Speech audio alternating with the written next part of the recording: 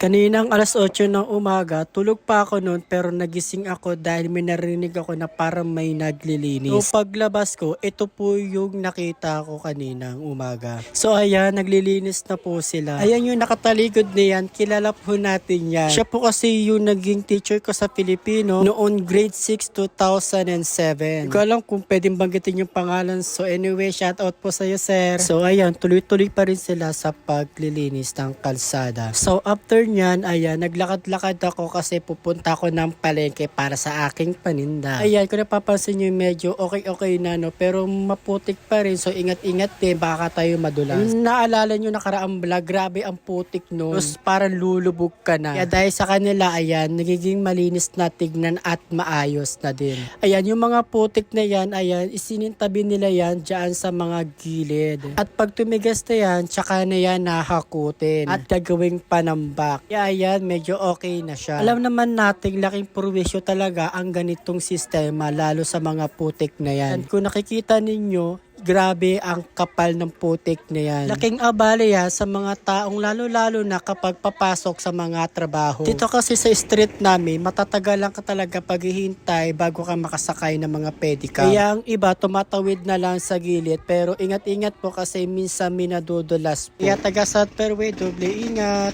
Good morning, tinanghali na ako niyan. Mahirap kasi mag-isa kapag ikaw lang mag-isa, ikaw ang lahat ang gagawa. Tulad ng pamimili sa palengke. After mo naman mamili, ikaw rin mag-isa mag-aayos ng mga pinamili mo. Dito naman sa loob, ayan, medyo maganda na sa mata, hindi na makalat, hindi na magulo. Kasi nakaraan, sobrang gulo pangit sa mata. At yung iba dyan, hindi ko pa nalalagyan ng wallpaper. Kasi wala pa akong time dahil ako lang mag-isa, kaya hindi ko pa nagagawang ayusin. So, available pa rin tayo ng milk tea, fruity, Yakult fruit, at soda fruit. At dinagdagan ko ng paninda tulad ng popcorn, finger stick, at marshmallow. Pwede yan assorted, 10 pesos lang. At ito namang rainbow jelly, ayan, kakabili ko lang kasi naubos na. At saka isang balot na lang to ng isang Yakult. Sa location ko naman, dito po ako sa South Fairway, Phase 1, Gate 2. Ayan, available pa rin tayo sa milk tea tulad ng mango cheesecake, winter melon, cookies and cream, Okinawa, dark choco,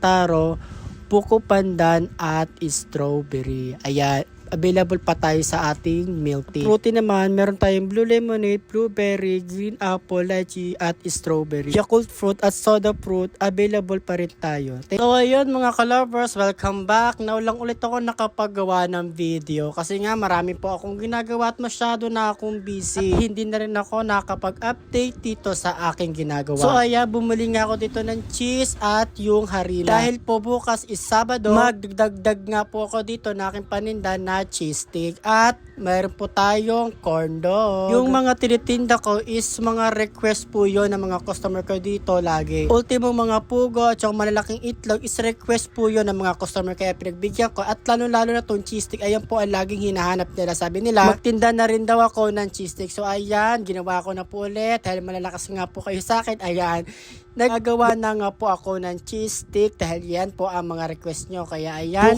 bukas po, Sabado is meron na po tayong cheese stick. Actually, kunti ko lang nagawa yan kasi nga itong cheese stick is madikit. Nahirapan na akong maghiwa nito. Ayan o, masyadong matikit ang cheese na yan. Maliit nga po yung cheese na bili ko kaya kunti lang yung nagawa ko dito para sa cheese stick. So bukas, aga na naman ako magigising nito para mamali at mamalingki at para madagdagan nga itong aking cheese stick na ginawa ko. At hindi lang cheese stick po ang aking madadagdagan. So meron po tayong corn dog. Yes, corn dog po. Magkakaroon na po tayo ng corn dog at available na nga po yan bukas, Sabado ng umaga. At available pa rin tayo sa deliver. PM nyo lang po ako kung ano po yung order nyo at aking i-deliver po at ihahatid po sa inyong mga tahanan. Para hindi na rin po kayo mapagod o mahassle para lumabas para lang bumili. So available po tayo. PM nyo lang po kung ano po ang order nyo at ang aking i-deliver. Kahit mga pang-merienda, kung gusto nyo pong umorder, PM nyo lang po tulad ng corn dog, mga fishball kikya, mga itlog at mga cheese stick at iba pa. So bukas i-update ko po kayo para maka-order po kayo. So PM lang po. At bago nga matapos ang ating video, shout out nga po pala kay Sarmiento Steps at kay Reben Pizarro. Thank you sa panonood.